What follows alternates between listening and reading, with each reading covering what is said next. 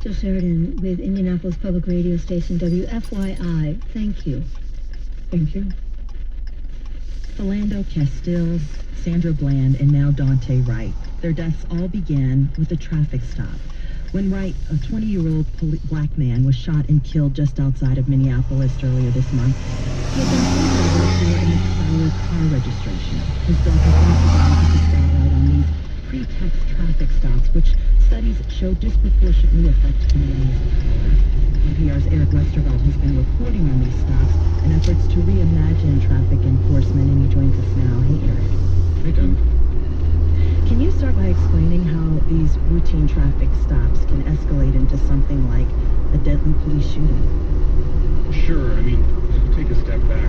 Police traffic stops, they've really been these potential flashpoints for decades. In the case of Daunte Wright, after the traffic stop, police tried to arrest him for an outstanding warrant on 2 misdemeanor charges, and then ended up shot and killed. He tried to run away, so there's enormous fear surrounding these stops. So police have an enormous power over people during these stops. And again, it's something, civil rights and civil liberties groups have criticized for years as, just thinly veiled racial profiling that quickly turns into a broader search. So a relatively minor car infraction, maybe a failure to signal, a taillight, a cracked windshield, an expired tag, even a loud muffler, can become this fishing expedition to search for drugs or guns or an old warrant. And, as you mentioned in the intro, study after study has shown that people of color are disproportionately impacted far more than whites. And these stops, can lead too often to confrontation, humiliation,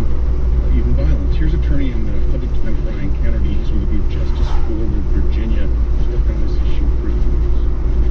My clients or people I know live knowing that police have unchecked power to detain them, to make them late, to put their hands in their pockets, to search them, to get them to sit on the side of the road, handcuff them, search their vehicles. And it erodes the trust that communities have with police officers, and it has an impact on people's psyches. Okay, Eric, the first step seems like tackling this overreach that, as you say, has long been a focus of police reformers. All the things that you laid out for us, the taillights, expired tags, or running a stop sign, those all still need to be pointed out and fixed, though. So how are some states addressing this balance between ensuring public safety on the roads and pretexts that are just that, pretexts? Yeah. Well, I think some states are asking, big questions. Should police with guns be enforcing minor traffic infractions? What restrictions or limits can be imposed?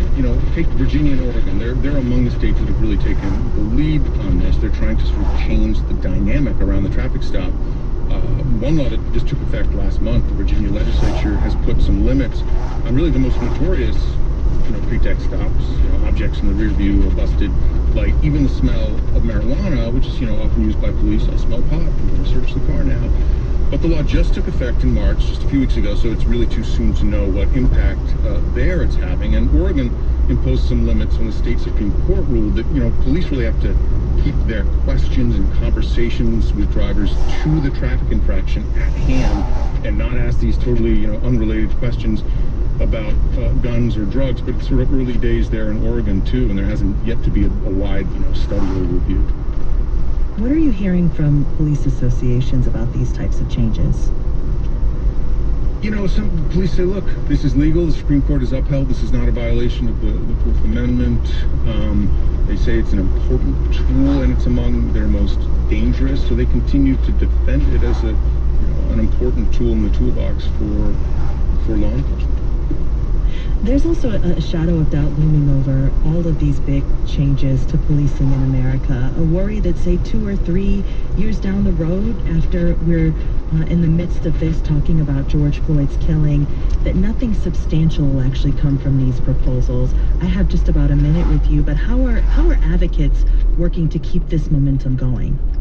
I think it's a big challenge. Some cities have tried to impose reforms, and they're running into state-level restrictions on what you can turn over to civilians, unarmed civilians, like in Berkeley, California, Oakland, California, Los Angeles are looking at how do we change the dynamic. Well, there are state-level restrictions, and before you change the state law, nothing's going to change. And there is a fear, is this moving too slowly? But I would say this, in my reporting, there are two reform efforts that really have the most promise to reduce violence and profiling. One is to sort of rethink the traffic stop fundamentally, and two, sort of change how police respond to people in a mental health or substance abuse crisis. There are some pilot programs underway in Denver and San Francisco. Tanya, they show promise. These reforms, I think, have the potential to make some change. NPR national correspondent Eric Westerwald, as always, thank you so much. You're very welcome. This is Here and Now.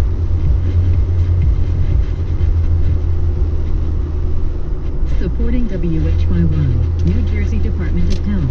The COVID-19 vaccines were developed and tested within stringent guidelines from the U.S. Food and Drug Administration. Independent scientific reviews from a data safety monitoring board show the vaccines are safe. Learn more from research adopted about COVID-19 at nj.gov/health/vaxxed. That's nj.gov/health/VAXFACTS. 132. I'm Archie Wolfman. Thanks for being with us. Coming up, we're going to get meta with Mank. That's an Oscar-nominated film that's about the writing of another classic, Citizen Kane. Arts critic Bob Mondello explains it all, coming up on Here and Now, right here on WHYY. It's 66 degrees right now in New Hope and sunny 62 and cloudy in Philadelphia. You're listening to 90.9. Those who can are stepping up to support local businesses. Reach the loyal listeners of Greater Philly's #1 FM local news station on WHYY. Call 215-351-3300 or visit whyy.org/sponsorship. Supporting WHYY Xfinity, increasing its gigabit internet speed. Through Xfinity's internet service, you can experience Wi-Fi speeds over a gig. Learn more at xfinity.com. Restrictions apply. Actual speeds vary. Funding for Here and Now comes from WBUR Boston and AVFX, Boston-based and offering virtual event services coast to coast for events, meetings, or announcements to bring them to life. More at avfx.com/virtual.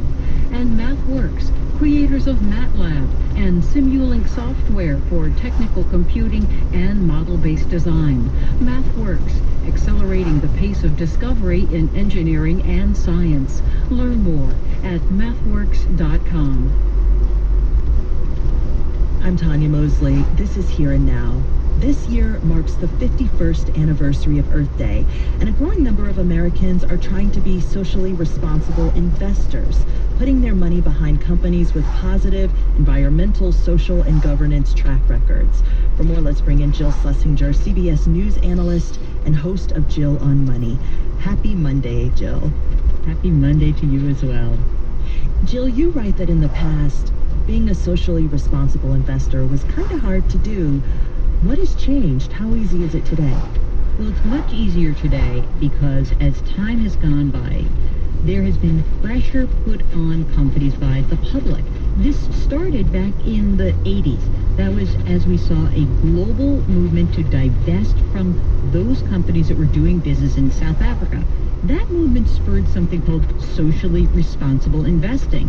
And then later in the 90s, we had a call from the UN Secretary General Kofi Annan to actually create a global compact, essentially asking business leaders to say, give a human face to the global market of what you stand for. And companies have started to embrace that much more so than anyone would have ever expected, even 5 years ago. Can you explain the difference between socially responsible investing, SRI, and ESG? Well, I think what happened was when it was SRI, there were a lot of things lumped in there. By actually going through and saying environmental causes, that's something important. Hey, I want to invest in companies that have had public statements that support, say, Black Lives Matter or marriage equality. And governance, meaning that the governance of their own organizations. So how does your company score with women in the boardroom, people of color in high-ranking positions? Still, they are lumped together, and that is one criticism of ESG funds, that, for example, your company might be really good on the social and governance, not so good on the environmental. Okay, and example of this, over the past year, major companies like Nike and Walmart have rolled out their own racial equity pledges. So when we talk about socially responsible investing, how are investors deciding between ESG and SRI with a company, say, like a Nike or a Walmart? I think it's evolving, and we don't know yet. I'll give you an example that you can look at, say, J.P. Morgan Chase, which said, we are very much against what happened on January 6th. We're going to freeze all of our contributions. But then, a couple months later, when a big corporate initiative of executives signing on behalf of their companies and demanding for voter rights in certain states, J.P. Morgan, Jamie Dimon, the CEO, didn't sign that letter. So if you're an investor, you might say, go for it, J.P. Morgan Chase, fantastic. 3 months later, you might say, I don't really want to invest in you. Before I let you go, I have to ask you about what many critics say about this type of investment. There's not a lot of literature out there that actually suggests impact investing works, and that socially responsible assets could underperform. What are your thoughts on this? I think that the latest data that we have received is actually showing great results. In fact, a recent report by McKinsey showed a really high correlation with strong ESG propositions from companies and higher returns, which in the end sort of starts to feel like you can be green and maybe make some green at the same time. Jill Schlesinger is CBS News business analyst and host of Jill on Money. As always, thank you so much. Thanks for having me.